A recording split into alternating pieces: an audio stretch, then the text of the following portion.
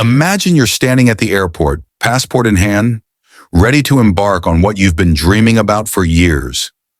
Your heart races with excitement. The destinations are endless. The experiences are waiting, and it feels like you're finally about to live out all those travel fantasies you've had. But there's a catch. You've crossed the threshold into your 60s, and suddenly things that once seemed like part of the adventure are now fraught with hidden dangers. No one tells you about the risks of traveling when you're older. The brochures don't mention how much harder it is to recover from jet lag. No one warned you that the trip of a lifetime could turn into a medical emergency before you even step foot in a foreign country. Take my friend Jerry, for example. At 64, Jerry was in great shape. He worked out, ate healthy, and kept up with his health checkups. So when he booked a solo trip to Southeast Asia, he was excited about immersing himself in the local cultures, exploring new landscapes, and doing the hikes he'd always dreamed of. He thought it would be just like his younger days when he could go. However, by the third day of his adventure, things were beginning to fall apart. Jerry was in pain, exhausted, and struggling to catch his breath. He thought it was just the humidity or maybe some mild dehydration, but it wasn't. It was deep vein thrombosis, DVT, a blood clot that had formed during his long flight over, and now it was threatening his life. What Jerry didn't know was that long flights put people over 60 at a much higher risk for DVT, and that it wasn't just jet lag that would slow him down. He was dealing with a serious health crisis. What should have been the trip of his dreams turned into a nightmare in an unfamiliar place, away from his doctors and with no real understanding of what was going on with his body. That's how quickly a senior traveler can find themselves in danger. This is what no one tells you about traveling after 60. There are risks, hidden ones. The things you used to do without a second thought now come with serious consequences. For Jerry, it wasn't just the danger of DVT, it was the sheer exhaustion from the travel, which was harder for his body to handle than he'd anticipated. He didn't think that sitting on a plane for hours could lead to blood clots, and he didn't consider that age alone increases his susceptibility to health complications when traveling. What started as a trip of a lifetime quickly turned into a desperate search for medical help. It wasn't until he was rushed to a local hospital, hours away from home, that he realized how unprepared he had been. Jerry's experience was not unique, and if he had known about the hidden dangers of traveling after 60, he might have been able to prevent what happened. Now let's take a step back and really think about it. How do we prepare for something like this? We all want to travel, but the truth is, there's so much more to consider once we've crossed the threshold of our 60s. As we age, our bodies are not as resilient as they once were. Our immune systems are slower, and our cardiovascular systems aren't as forgiving. These changes are subtle, and they can catch us off guard when we're far from home. But it's not just about physical fitness. It's about understanding the realities of aging and how they affect everything from your heart rate to your breathing to your digestion. You don't have to become a medical expert, but you do need to be aware of the risks and prepare for them. For example, did you know that after 60, heart attacks and strokes are more common while traveling? It's not that travel itself is inherently dangerous, but it is physically demanding. There's the stress of airport security, long flight hours, unfamiliar foods, and the sudden change in altitude. These can all trigger a cardiovascular event, especially if you have pre-existing conditions like high blood pressure or high cholesterol. The changes in pressure and your body's adjustment to it can strain your heart, and that's exactly what happened to Linda, a 67-year-old retiree who thought she was healthy enough to handle her month-long road trip across the U.S. Linda had been living an active lifestyle, walking every day, eating well, and getting regular checkups. However, on the second day of her trip, she started feeling lightheaded, then dizzy, then short of breath. By the time she pulled into a gas station in a small town, she collapsed in her car. It was a minor heart attack, but it could have been fatal if not for the quick thinking of a stranger who called for help.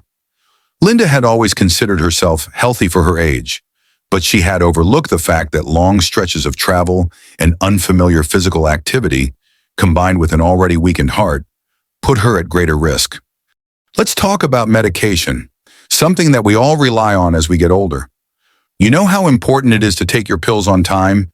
And when you're traveling, it becomes even more critical. But traveling complicates this. Time zone changes, stress, and the challenges of remembering everything when you're in a new place can throw off your routine.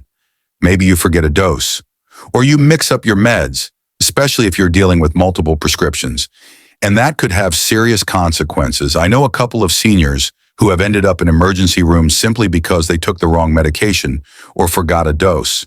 For instance, Thomas, who was 70, had been traveling across Europe for 2 weeks. On the 10th day, he realized he'd forgotten his daily dosage of insulin. By the time he got to a pharmacy to purchase more, his blood sugar levels were dangerously high, and he ended up spending several days in the hospital. It's not just about the medication itself. It's the stress of traveling, the disruption of routine, and the unfamiliarity of a new environment. It's easy to forget how much of an impact something like insulin or high blood pressure meds can have on your overall well-being when you're constantly on the move. Now, here's something most people don't think about: dehydration. When we're younger, we can get away with not drinking enough water, a few sips of coffee here, a soda there, and we're fine. But as we age, our bodies don't signal thirst as efficiently, and we're at higher risk of becoming dehydrated. Combine that with long flights, dry air in the cabin, and long days of sightseeing, and you have a recipe for disaster. Dehydration can lead to dizziness, fatigue, and even confusion. Let me tell you about my friend Carol, who made the mistake of not drinking enough water while she was visiting Egypt. She was on a group tour, constantly moving from one ancient ruin to another, but she was so caught up in the excitement that she didn't pay attention to how much she was drinking. On the 3rd day of her trip, she collapsed from heat exhaustion, and it took hours for her to recover in the hotel room. Carol had always been a very healthy person, but this experience made her realize that, as we get older, hydration is crucial, and it's something we must actively monitor, especially when we're traveling in hot climates or under stressful conditions. And what about the mental side of things? Cognitive decline is something that we don't like to talk about, but the reality is that as we age, our cognitive functions can decline, and this makes traveling even more challenging. You may notice that your memory isn't as sharp as it once was, or it takes longer to process new information. Traveling to unfamiliar places with new languages, currencies, and customs can overwhelm your brain.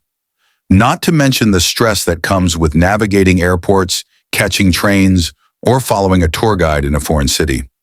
It's easy to feel out of sorts, and for some seniors, the mental exhaustion of travel can lead to confusion or memory lapses. That's what happened to Susan, who was 68. On her trip to Japan, she found it difficult to follow directions or remember where she was supposed to be. She had trouble remembering what day it was, and she almost missed a flight because she'd lost track of time. Susan didn't realize that cognitive function naturally declines with age, and the stress of travel can exacerbate it.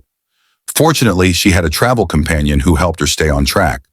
But many seniors travel solo, and being alone in an unfamiliar environment can put them at a greater risk of getting lost, misplacing important documents, or missing key travel connections. So what can you do to avoid these hidden dangers when you travel after 60? First, plan ahead. Don't assume you're invincible just because you feel great today. Second, always consult with your doctor before traveling, especially if you have any chronic conditions. Check your medications, get a physical, and discuss potential risks. Third, stay hydrated and take breaks during your journey, whether it's during a long flight or a busy day of sightseeing. And finally, pay attention to your body's signals. If something feels off, don't ignore it. Your health is the most important thing, and no vacation is worth risking your well-being. The reality is, we all want to keep traveling, to experience new things, and to live life to the fullest. But when you're over 60, the risks are very real, and they require your attention. Traveling after 60 can be a fantastic experience, full of adventure and joy. But only if you're prepared, aware of the hidden dangers, and willing to take the necessary steps to keep yourself safe. So the next time you book that trip, remember, travel with awareness, travel with caution, and travel with the confidence that you've done everything you can to make it the best, safest trip of your life.